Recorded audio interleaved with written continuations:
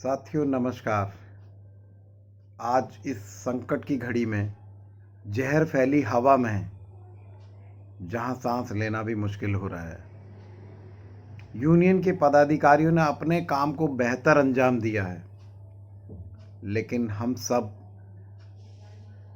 सिर्फ क्या करते हैं, अंगूठा दिखा देते हैं, ताली बजा देते हैं और अपना काम ख़त्म कर देते हैं। जिम्मेदारी सभी को लेनी पड़ेगी।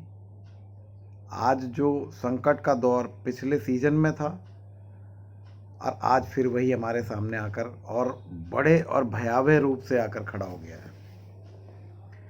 क्या आपने लेटर को किसी भी भाई ने पूरा पढ़ा है? अगर पढ़ा है तो ज़रूर उस पर ध्यान देता और सवाल भी ज़रूर करता कि हमें क्या करना है। हमने अपने जीवन में आने वाली समस्याओं को बेहतर सुधार लाने के लिए प्रशासन को कहा है, लेटर में लिखा है। हमारे यूनियन के सभी साथी वहाँ पर, जहाँ पर कोई आज सिविक सेंटर के अंदर पूर्वी दिल्ली नगर निगम में हेड ऑफिस पड़पड़गंज में कोई बैठ तक नहीं रहा है, वहाँ पर जाकर अपने आप को एक दाव पर लगाकर उस लेटर को लगा के आए हैं। सीएम हाउस भी लगा कर आए हैं, एलजी हाउस तक लगा कर आए हैं, हेल्थ मिनिस्ट्री में भी लगा कर आए हैं। तो साथियों,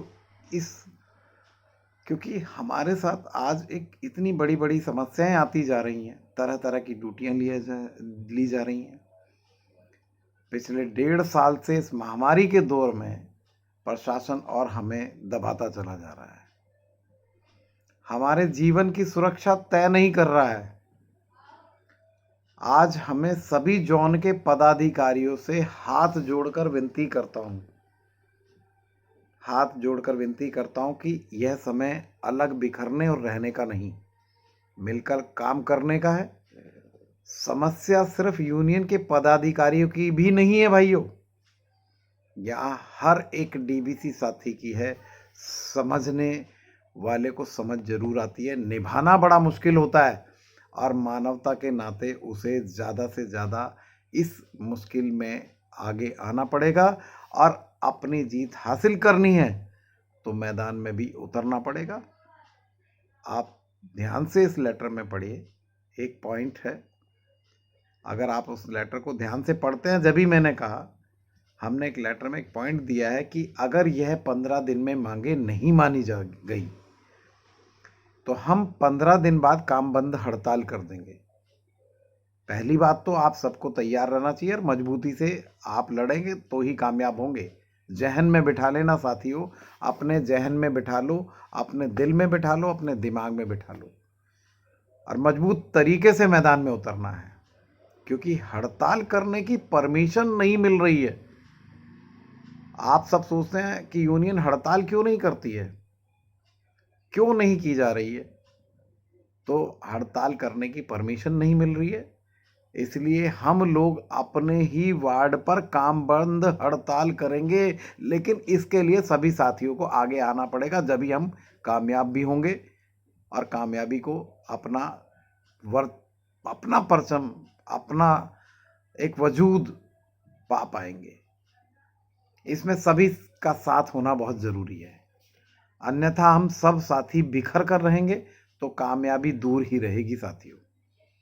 और उसमें यह भी लिखा है कि 15 दिन तक, जब तक हड़ताल, काम बंद हड़ताल की तारीख नहीं आती है लेटर लगने की डेट के बाद, उस दिन से हम अपना रोष व्यक्त करते हुए प्रशासन के खिलाफ हम सब अपनी बाजू पर काली पट्टी बांधकर काम करेंगे।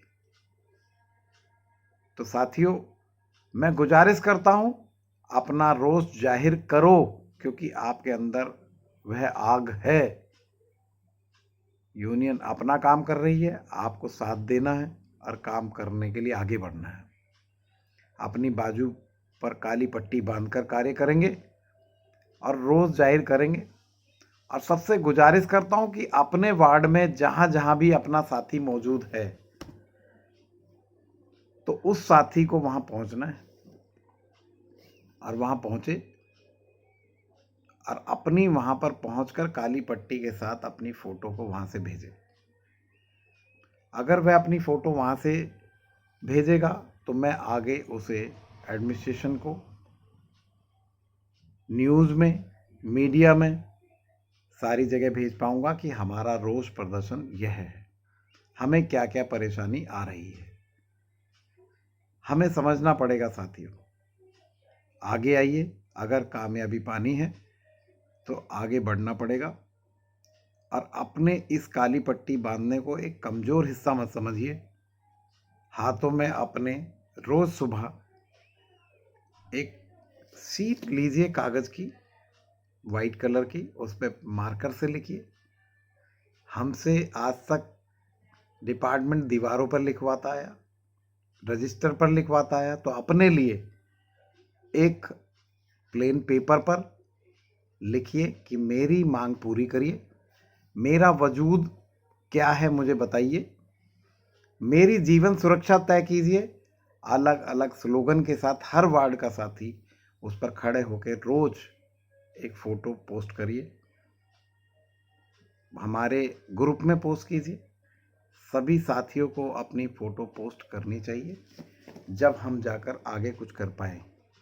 और इसमें आगे जाकर मैं एडमिनिस्ट्रेशन को भी, मीडिया में भी हर तरीके से, मजबूत तरीके से उस बात को रखूँगा। और 15 दिन बाद हम हर एक साथी, अगर हमारी बात को नहीं माना गया तो हम काम बंद हड़ताल पूरी ताकत के साथ करेंगे, पूरी ताकत के साथ आएंगे, मजबूत होकर आएंगे और अपनी मांग को मनवा कर छोड़ेंगे। हमें अपनी हाजिरी, अपनी सब चीज़ों से बढ़कर अपना परिवार भी है, क्योंकि मेरे परिवार की सुरक्षा नहीं कि आज अगर इस जहरीली हवा में मुझे आज ज़रूरत पड़ जाए तो प्रशासन मेरे इलाज तक के लिए मुझे एक हॉस्पिटल का बेड नहीं दे सकता। और अगर मेरी मृत्यु हो जाए तो साथियों, मेरे परिवार क्या भीख मांगने के लिए छोड़ दूं? क्या भीख मांगने के लिए छोड़ा जाएगा अपने परिवार को? हम आज तक इनके पीछे, ये समझिए कि अपनी जो हमारी 15-16 फाइल 8-9 साल से लगी पड़ी हैं, उन भाइयों की विधवाओं तक को यह नौकरी नहीं दे पाए, जिसका वजूद नहीं, ये कहते हैं वजूद ही नहीं है डीबीसी का, नौकरी का वजूद नहीं, उनकी विधवाओं को नौकरी नहीं दे पाए। इस तरह की नौकरी भी आज तक उन्होंने नहीं दी। कहते हैं इसके लिए कानून नहीं। तो ऐसा कानून और ऐसे विभाग में हम लोग बिना लड़े कामयाबी नहीं पा सकते। साथियों, आइए, मौजूद रहिए, मिलकर आइए और मजबूती से एक हो जाइए और मिलकर एक नारे के साथ इस कामयाबी को पूरा करने के लिए हम एकजुट हो जाएं और मजबूत होकर अपने काम को पूरा कर जाएं। धन्यवाद साथियों। इनकलाब जिंदाबाद।